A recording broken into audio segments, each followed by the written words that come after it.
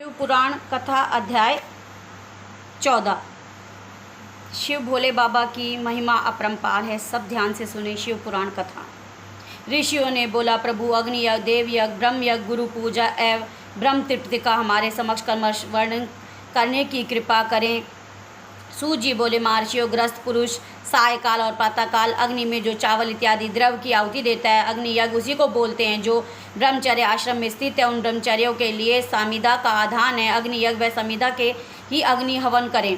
ब्राह्मणों, ब्रह्मचर्य आश्रम में निवास करने वाले द्विजों को जब तक वे विवाह न हो जाए, वह ओपानस अग्नि की प्रतिष्ठा न कर ले, तब तक उनके लिए अग्नि के में संविदा की आयुति, व्रत आदि का पालन, विशेष यजन आदि की कर्तव्य, यही उनके लिए अग्नि यज्ञ है।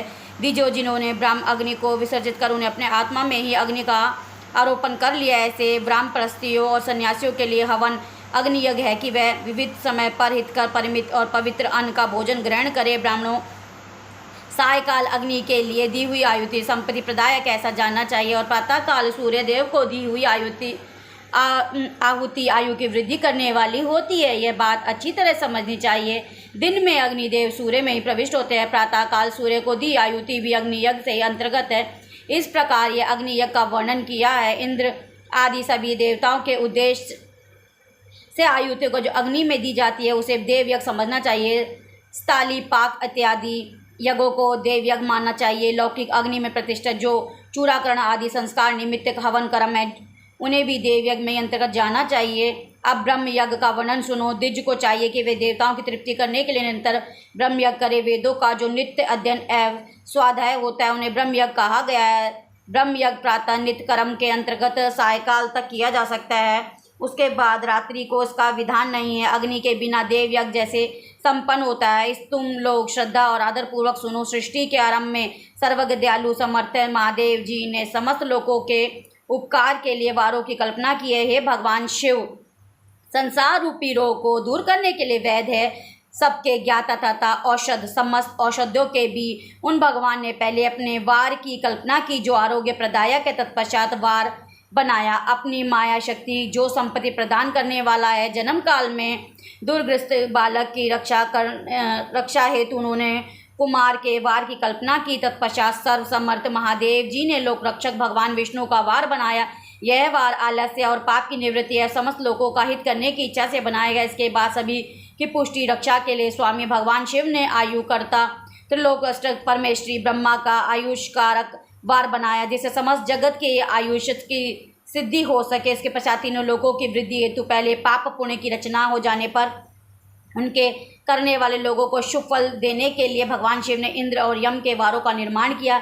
यह दोनों वार कर्मश भोग देने वाले अतः लोगों को मृत्यु भयकों को दूर करने वाले। इसके बाद सूर्य आदि 7 ग्रहों को जो अपनी सर्वरूप भूत प्राणियों के लिए सुख दुख से सूचक भगवान शिव ने उपयुक्त 7 वारों का स्वामी निश्चित किया। वह सब एक के ग्रह नक्षत्र को ज्योतिर्मय मंडल में प्रतिष्ठित हैं। शिव के वार या दिन के स्वामी सूर्य, शक्ति संबंधी वार के स्वामी सोम और विष्णु वार के स्वामी बुध, इंद्र वार के स्वामी शुक्र और यम वार के स्वामी शनिचर। अपने अपने वार में हुई इन देवताओं की पूजा अपने अपने कालों को प्रदान करने वाली होती है।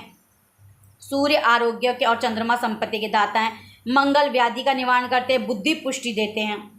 बृहस्पति आयुवर्धक है, शुक्र भोग देते हैं और शनिचर मृत्यु का निवारण करते हैं। 7 वारों के कर्मश फल बताए गए हैं जो उन देवताओं की प्रीति से प्राप्त होते हैं। अन्य देवताओं की पूजा का फल देने वाले भगवान शिव ही हैं। देवताओं को प्रसन्न करने के लिए पूजा की 5 प्रकार की पद्धति बनाई गई है। पहला प्रकार उन देवताओं के मंत्रों का जाप, दूसरा उनके लिए होम करना, दान करना, तीसरा चौथा प्रकार तप करना, 5वां प्रकार किसी वेदी पर प्रतिमा में अग्नि के ब्राह्मण के शरीर आराध्य देव की भावना करके 16 उपचारों से उनकी पूजा आराधना करना। इनमें पूजा के उपरत आधार श्रेष्ठ पूर्व के अभाव में उत्तरोत्तर आधार का अवलंबन करना चाहिए। दोनों नेत्र तथा मस्तिष्क के रोग में एक कुष्ठ रोग की शांति हेतु भगवान सूर्य की पूजा करके ब्राह्मणों को भोजन कराया। तदंतर 1 दिन, 1 मास, 1 वर्ष तक, 3 वर्ष तक लगातार ऐसा साधन करना चाहिए। इससे यदि प्रबल प्रावधान निर्माण हो जाए तो रोग, जरा आदि रोगों का नाश होता है।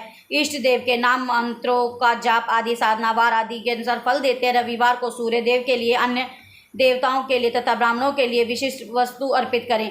यह साधन विशिष्ट फल देने वाला होता है तथा इसके प्रभाव में विशेष रूपी पापों की शांति प्राप्त होती है।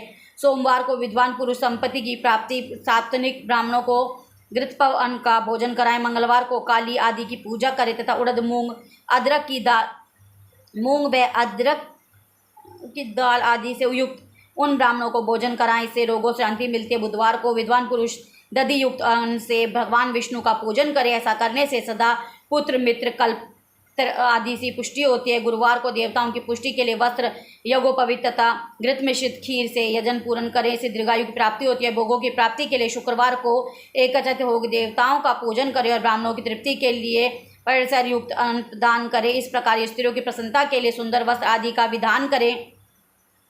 शनिचर अपमृत्यु का निवारण करने वाले उस दिन बुद्धिमान पुरुष रुद्र आदि की पूजा करें। तिल के होम से दान देवताओं को संतुष्ट करे, ब्राह्मणों को तिल मिश्रित अन्न भोजन प्रदान करे। जो इस तरह देवताओं की पूजा करेगा वह आरोग्य आदि फल का भागी होगा। देवताओं के नित्य पूजन, अविशेष पूजन, स्नान, दान, जप, होम तथा ब्राह्मण तर्पण आदि से रवि आदि बारों में विशेष तिथि नक्षत्रों का योग प्राप्त करने, विभिन्न देवताओं के पूजन, सर्वज्ञ जगदीश्वर भगवान शिव की उन देवताओं के रूप में पूजित व सभी लोगों को आरोग्य इत्यादि फल प्रदान करने वाला है। उन लोगों को आरोग्य आदि फल देते हैं जो देश काल, पात्र, द्रव्य, श्रद्धा एवं लोक के अनुसार उनके तारतम्य कर्म का ध्यान करते हुए महादेव जी आराधना करते हैं और शुभ मांगलिक कार्य के आरंभ में और अशुभ अतिष्ठ आदि कर्म के अंत में तथा जन्म नक्षत्रों में आने पर गृहस्थ पुरुष उसके घर में आरोग्य आदि की समृद्धि के लिए सूर्य आदि ग्रहों का पूजन करे। इससे सिद्ध देवताओं का यजन, संपूर्ण अभिष्ट वस्तुओं का दायक है। ब्राह्मणों का देवयर्जन कर्म वैदिक मंत्र के साथ होना चाहिए। शूद्र आदि दूसरों का देव यज्ञ तांत्रिक विधि के से करना चाहिए। शुभ फल की इच्छा रखने वाला मनुष्य को 7 दिन अपनी शक्ति के अनुसार सदा देव पूजन करना चाहिए। निर्धन मनुष्य तपस्या, व्रत आदि के कष्ट सहन कर द्वारा धनी धन के द्वारा देवताओं की आराधना करे। वह बार बार श्रद्धापूर्वक इस धर्म का अनुष्ठान करे और बारंबार पूर्ण लोकों में नाना प्रकार के फल भोग कर पूर्ण इस पृथ्वी पर जन्म ग्रहण कर धनवान पुरुष सदा भोग सिद्धि के लिए मार्ग में वृक्ष आदि लगाकर लोगों के लिए छाया व्यवस्था करे। जलाशय, कुआं, बावली और पोखरे बनवावें। वेद शास्त्रों की प्रतिष्ठा के लिए पाठशाला का निर्मित तथा अन्य प्रकार से धर्म का संग्रह करते हुए धनी को सब कार्य करते हैं रहना चाहिए। समानुसार पूर्ण कर्मों के परिपाक से अंतकरण शुद्ध होने पर ज्ञान की सिद्धि हो जाती है। द्विजों को जो इस अध्याय को सुनता, पढ़ता है, सुनने की व्यवस्था करता है उसे देव यज्ञ फल मिलता है। बोले भोलेनाथ की जय, शिव भोले भंडारी की जय। भोले भोले बाबा मेरे भोलेनाथ, कृपा करो सब पर तुम अपार। भोलेनाथ बोले बाबा शेष शिव बोले, बोले भोलेनाथ मेरे डमरू वाले बाबा, मेरे डमरू वाले।